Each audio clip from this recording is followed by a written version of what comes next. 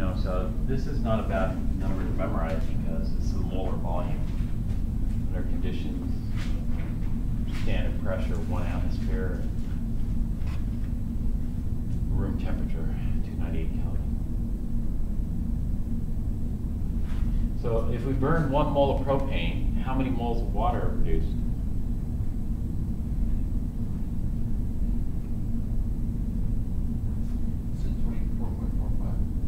Well, not the volume, but how many moles? If I burn 1 mole of propane, I'll need 5 moles of O2, and I'm going to form 3 moles of CO2. And how many moles of water?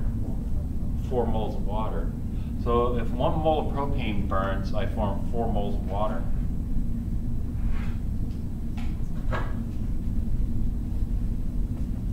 Four moles of water should have what volume?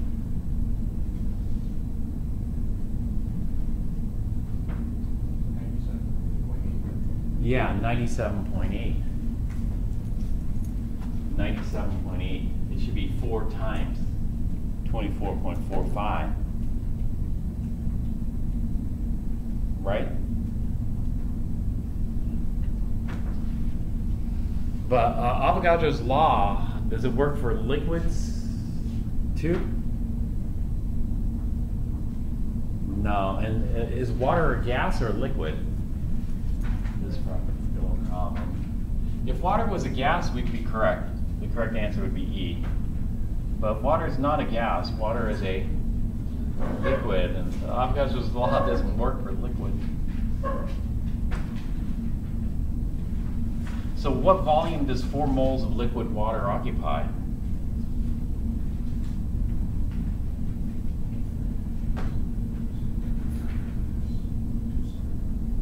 Well, you got to think. How much does a mole of water weigh?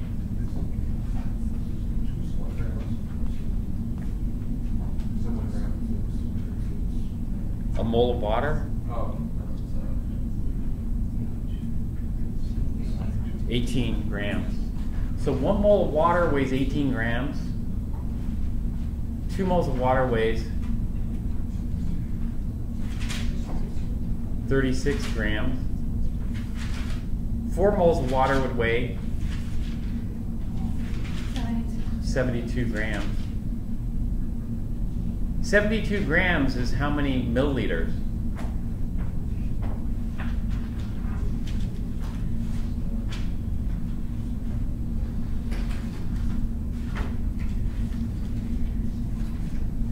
Well, water has a density of about what? 1 gram per milliliter. So 72 milliliters is the same thing as, 72 grams is the same thing as 72 milliliters. Convert 72 milliliters into liters. What do you get?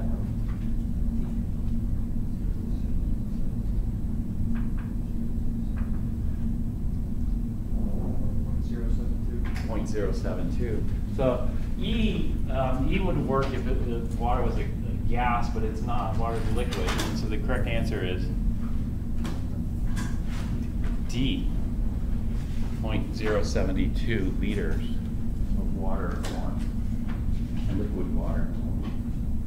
And so the answer is D. Now, if I change this to gas, then yeah. Change that to gas, then you're good.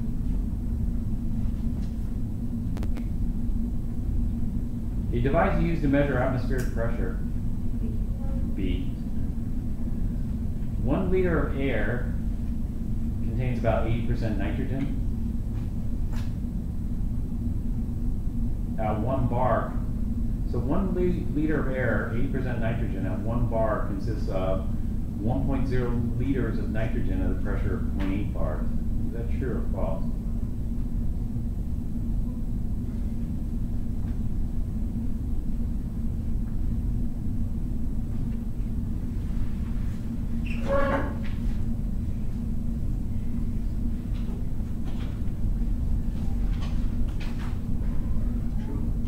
It's true.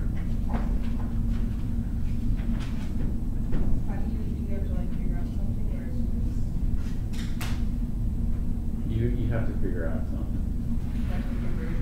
You have to figure out if you're mentally visualizing it, or you just write it down on paper as a blank mixture versus a blank mixture. What did we call them? Two ways of visualizing gas mixture. Actually, more than two ways, but there's the mole fraction or mole ratio, mole percentage, and then there's the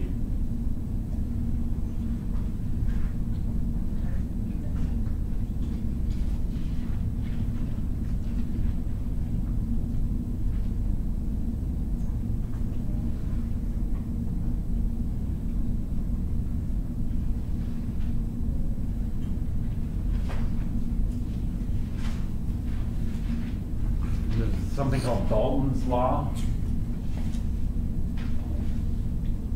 Dalton's law says that the total pressure is the sum of the individual partial pressures. This is Dalton's law. So Dalton says the total pressure is equal to the sum of the partial pressures. Avogadro's law says this. Avogadro's law says that the total volume, V total, is equal to the sum of the individual volumes. And so there are two ways of visualizing gas mixtures. One is by Dalton's law, in which you add up all the partial pressures. Two is by Avogadro's, in which you add up all the partial volumes. And so you could either draw it out or just remember it. This would be Dalton's. We're visualizing it. 8. 10. Let's skip 9 for right now. 10. 1 liter of air, 80% nitrogen, and 1 bar consists of 0.8 liters of nitrogen at a pressure of 1 bar. Is that true or false?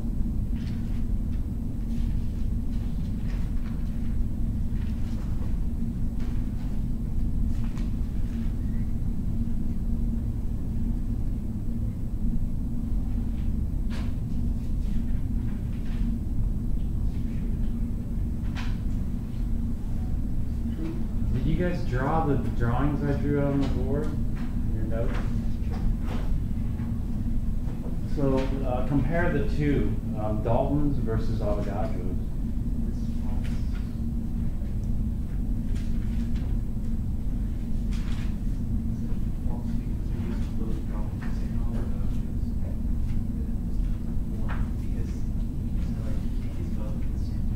You can't use both at the same time. That's correct, but is this using both at the same time?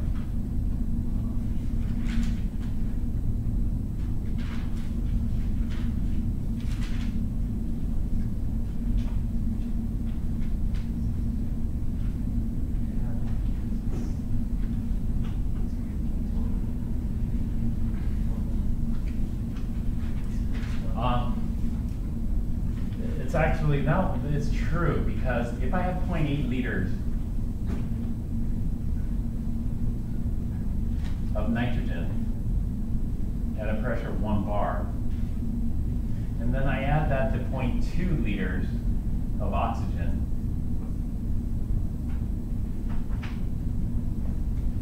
at 1 bar, and I add these two containers together such that I get a total container volume of 1 liter. And so I'm going to get 1.0 liters of mixture. What's the pressure of the mixture going to be? 1 bar. And so this is Avogadro's.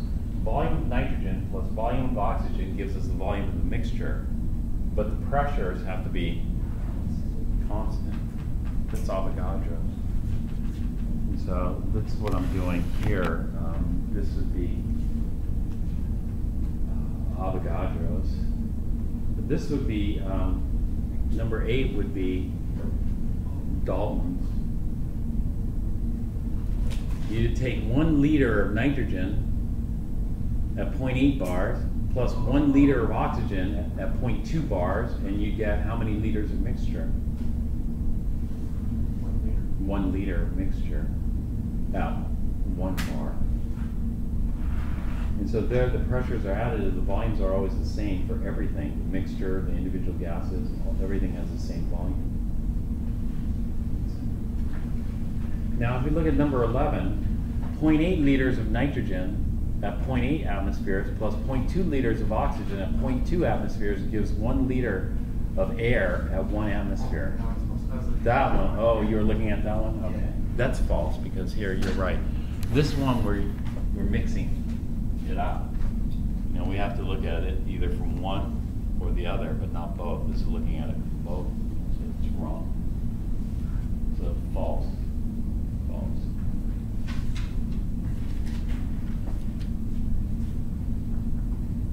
Nine. 100% humidity at 25 degrees C means that the air is supersaturated with water vapor. Is that false? It's false, because supersaturated is a very specific meaning.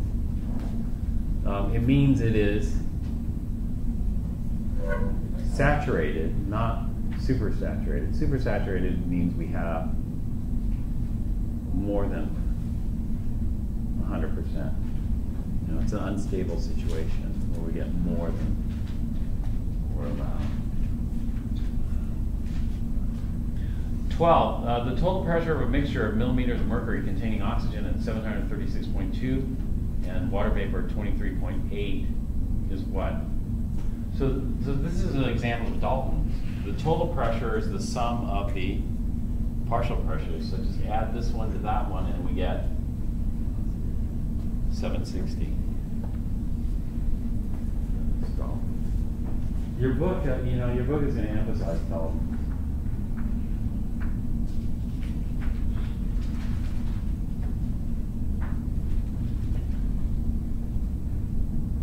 Solids form crystalline or amorphous structures. True. Vapor pressure is the equilibrium between liquid molecules and the liquid molecules fusing and vapor freezing, or which one of these?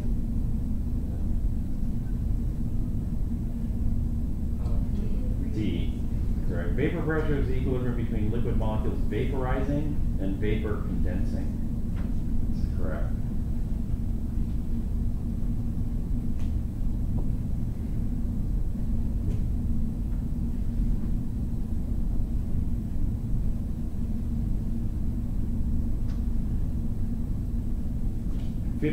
Select the species expected to have the highest vapor pressure.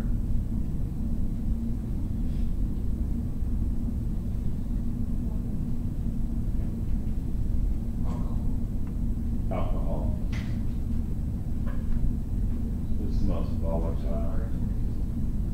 This one you'd need a little bit of experience to know.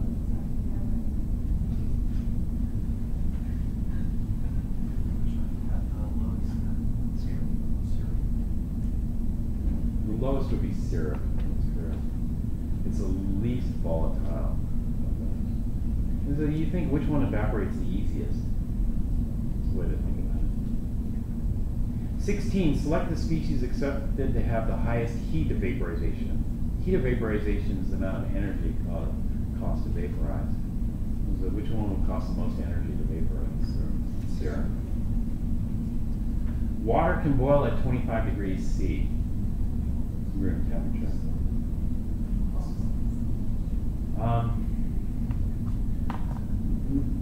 Water can boil at 25 degrees C. If it's a higher altitude. Yeah, as long as the pressure is, because boiling occurs when the vapor pressure is equal to the atmospheric pressure. So if you could lower the atmospheric pressure low enough, you could get water to boil.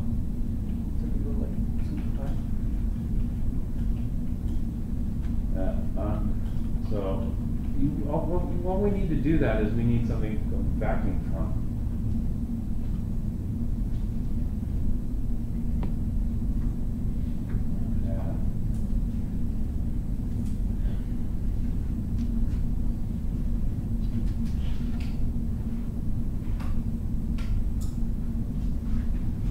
Okay, so let's take a look.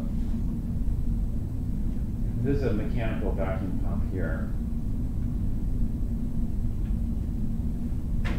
what the vacuum pump is going to do is it's going to suck the air out of the flask there above the water. And the more the air gets sucked out of there, the lower the pressure becomes. And eventually you hit a pressure low enough that the water will start to actually boil. Is it hot or no? It's not hot, it's at room temperature. It's just, you know, what's keeping the liquid down is the atmospheric pressure. If you remove that, then it's going to vaporize on it. Basically.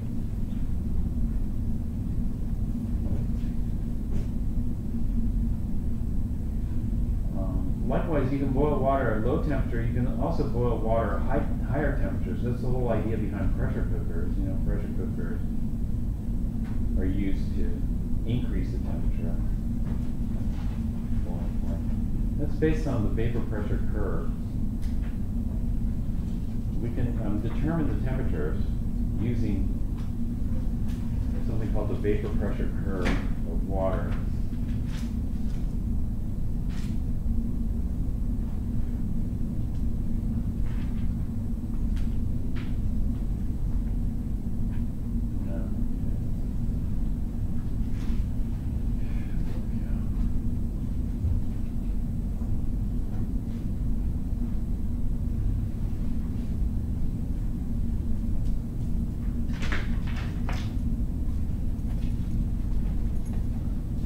Vapor pressure curve goes up like this.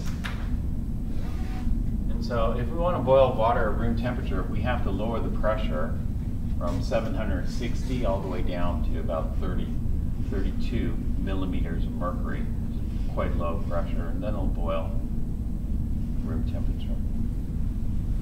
Normal atmospheric pressure boils at 100 degrees C. At high elevations, usually the pressure is a little lower, so temperature is a little lower. You know, like on Everest, you know, let's see, I think the pressure on Everest is about 1/3 of an atmosphere or something like that. You know, it's pretty low pressure. So if the pressure is down here and the water is boiling, let's say at 70 degrees C or 75 degrees C, you know, can you imagine? Like, how long would it take to cook pasta if your water is boiling at 25 degrees C? Even though the water is boiling, the temperature is still 25 degrees C. That's like putting pasta in a pot of room temperature water. How long would it take to cook? A long time. Very long time. Those things are moving so slow, it's not going to cook. There's a rule of thumb in cooking. You know, every 10 degrees C temperature drop means cooking takes twice as long. And so if we're cooking food at 100 versus cooking food at 90, cooking food at 90 degrees C is going to take twice as long. And then 90 versus 80, it's going to take twice as long again. And then 80 versus 70, twice as long again.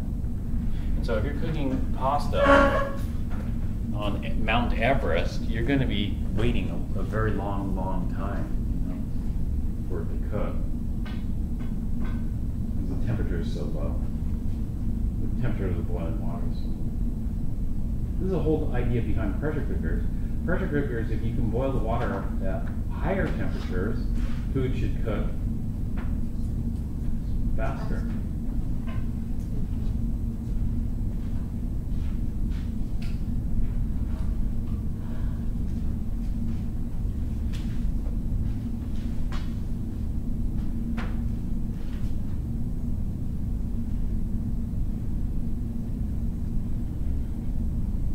So 17 is actually true. Water can boil at 25 degrees C, but there's a catch. The catch is the pressure has to be very low. Which has a lower surface tension? Soapy water or water? Soapy water. The species expected to have the highest viscosity? Syrup. The boiling point is defined as the temperature at which a liquid is found to boil.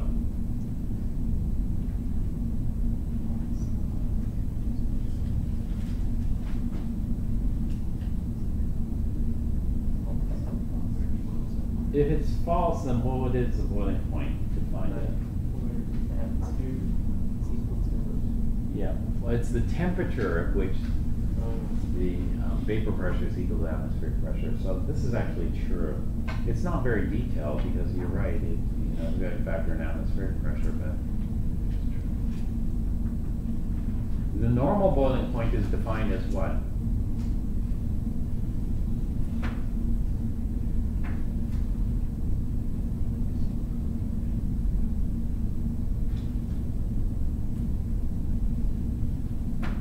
Boiling point can fluctuate depending on what the atmospheric pressure. Atmospheric pressure fluctuates, therefore the boiling point fluctuates. The normal boiling point is defined as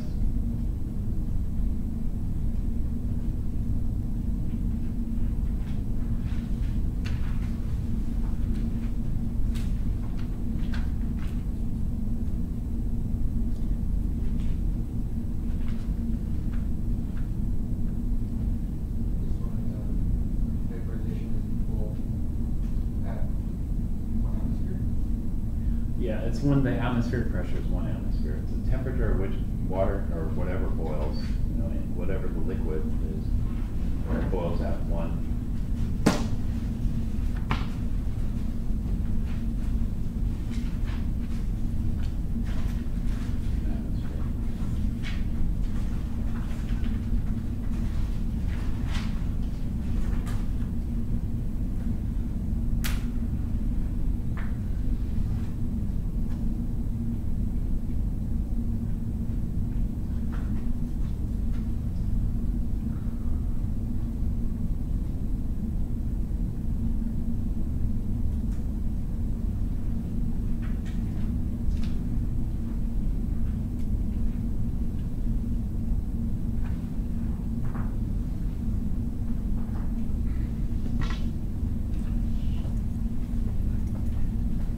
Water can boil at any temperature, but the normal one, the one we compare boiling points. For example, the boiling point of dialkyl ether is 34.6, the boiling point is 78.3 for ethanol, the boiling point for water is 100. We compare them because we want to compare them all at the same pressure, and that pressure is going to be 1 atmosphere or 760 millimeters of mercury, or 760 torr. And so this gives us a fair comparison. So we call this the normal boiling point or just the boiling point. But of course, if the pressure is fluctuating, if atmospheric pressure is going down, then the boiling points just change. If atmospheric pressure goes up, the boiling point just changes. So the boiling point changes with atmospheric pressure. So we've got to really make sure that we're comparing the boiling points with the same atmospheric pressure. And the easiest one to pick is normal atmospheric pressure. Normal atmospheric pressure is 1 atmosphere. 1 atmosphere is pretty close to 1 bar, but not exactly.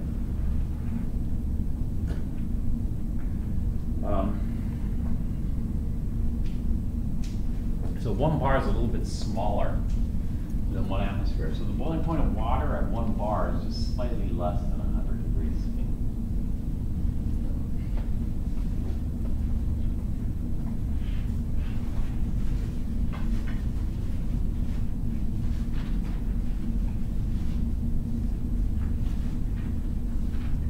All things being equal, rank the IMFs weak to strong.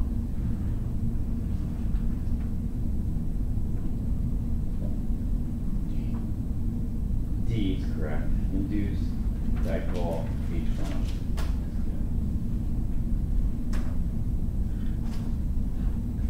Select all IMFs present in acetic acid.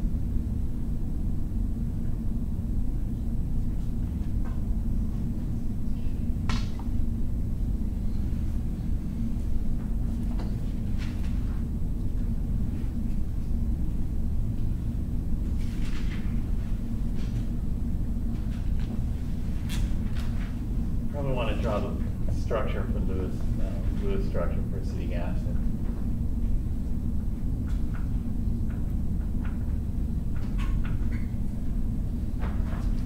What are the IMFs that hold 2 acetic acid molecules together?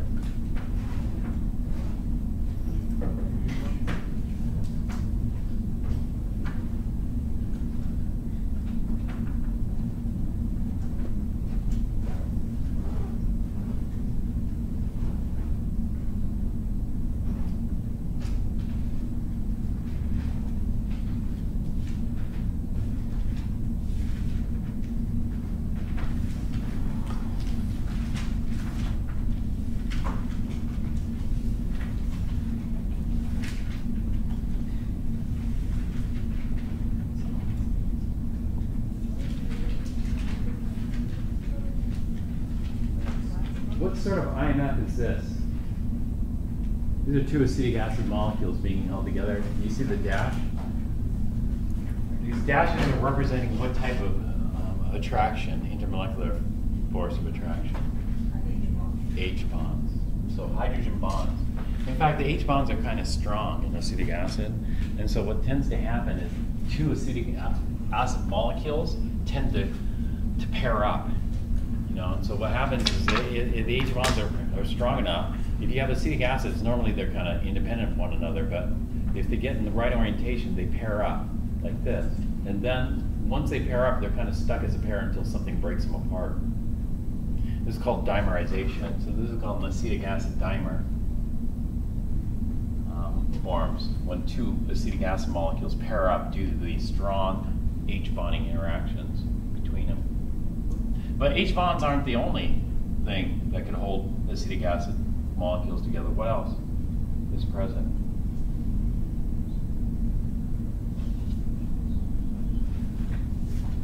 What's present in anything that has electrons?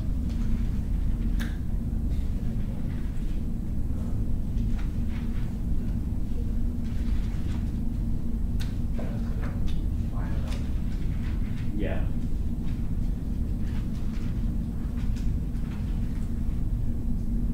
But not ion.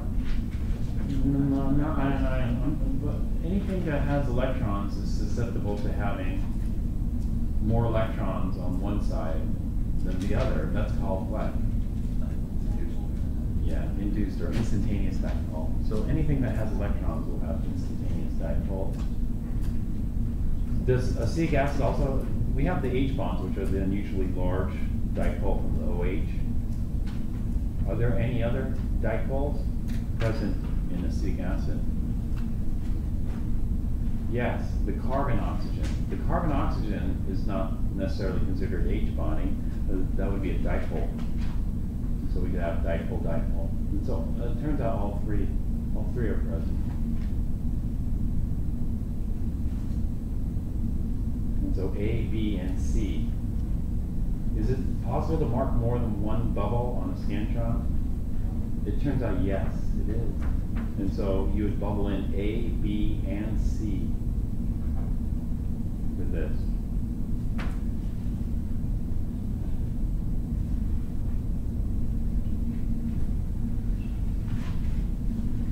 (23) All IMFs are electrical attractions. Sure. CHF3 has the potential to H bond.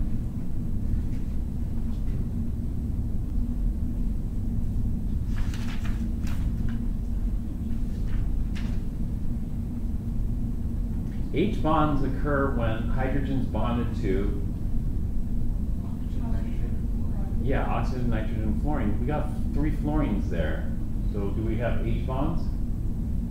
Would it be false because the hydrogen is on the carbon? Yes, it's false because the hydrogen is not bonded to fluorine. The hydrogen is bonded to carbon. Ice is an example of an amorphous solid.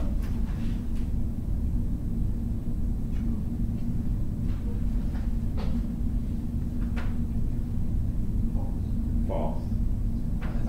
Ice is a ice is a crystalline solid. Ice is a crystalline solid. It might not look it, but it is.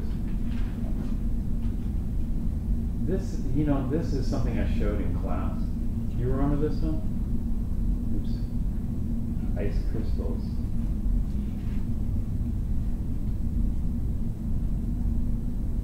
This is an ice crystal, closed. This crystalline. Amorphous would look different structurally. Can you give me an example of an amorphous solid?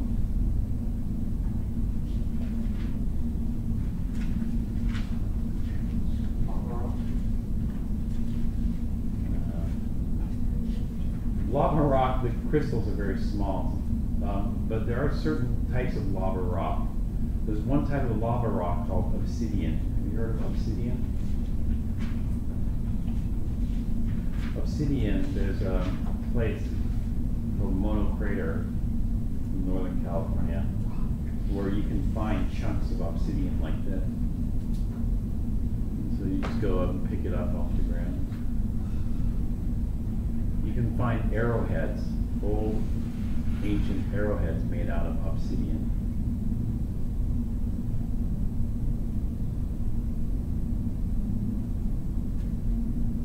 It's called obsidian. It's a volcanic glass. It's obsidian. And so in that sense, yeah, lava rock would be. Glass, window glass is amorphous. When it breaks, you can tell. When it breaks, it forms the conchoidal fractures like this. You see the fractures? The conchoidal fractures.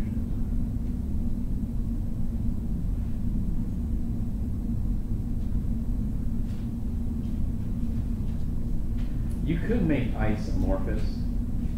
Let's see if somebody has. It's tough because water, like it's got pretty strong hydrogen bonding interactions. It's pretty tough to make amorphous ice.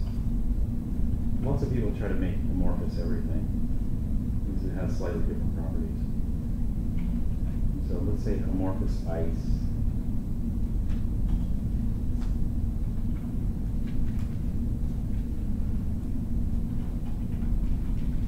Do a quick search for this. Amorphous, you know, typically when people think of amorphous, the structure of new dense amorphous ice, they think of a frozen liquid.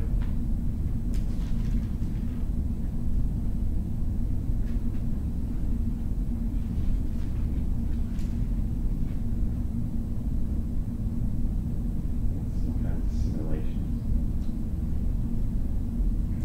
Okay. And so you could argue that ice is amorphous. Somebody's made it, but not normally. Ice is not normally amorphous.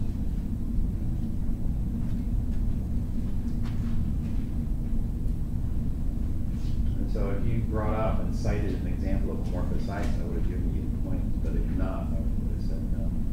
You go to Wikipedia, it's crystal. 26. Covalent crystals are typically hard with high melting points. Sure. Sugar water is a homogeneous compound or homogeneous mixture? Mixture. Homogeneous mixtures are also called what? Solutions. Light dissolves light for molecular compounds. Sure. Which should be most soluble in water? This is carbon dioxide. B. Do you know the name of B? You recognize B? That's ethanol, right? C is,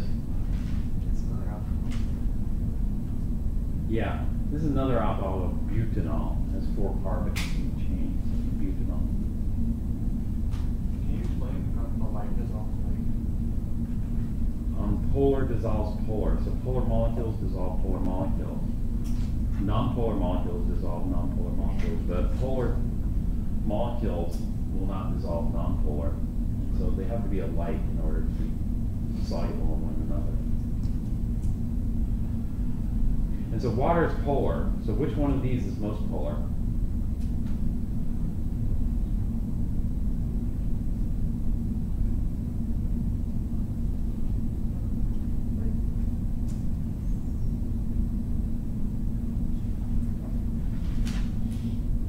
Is CO2 polar or non-polar?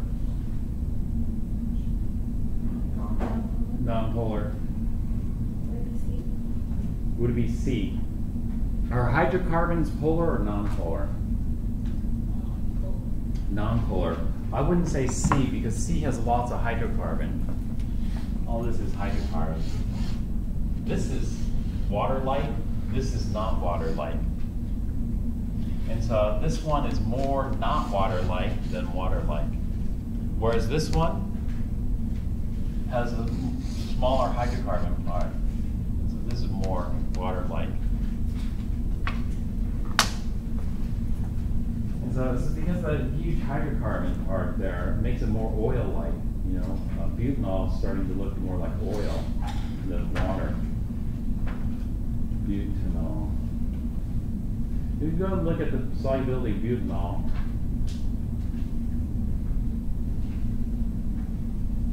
what is it?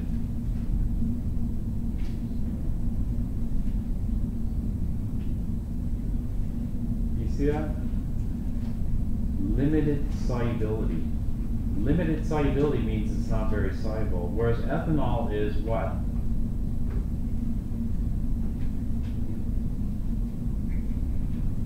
Well, I told you methanol is what in water? Very soluble. It said very soluble. Very soluble. I gave it a word. What was the word I used for methanol in water? It's, yeah, it starts with an M, but it's not mute. It's mid. Miscible. Methanol is miscible in water. What does that mean?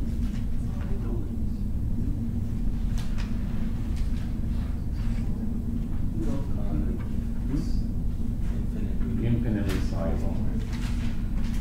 And so, turns out ethanol is also miscible in water. Ethanol and methanol are miscible in water.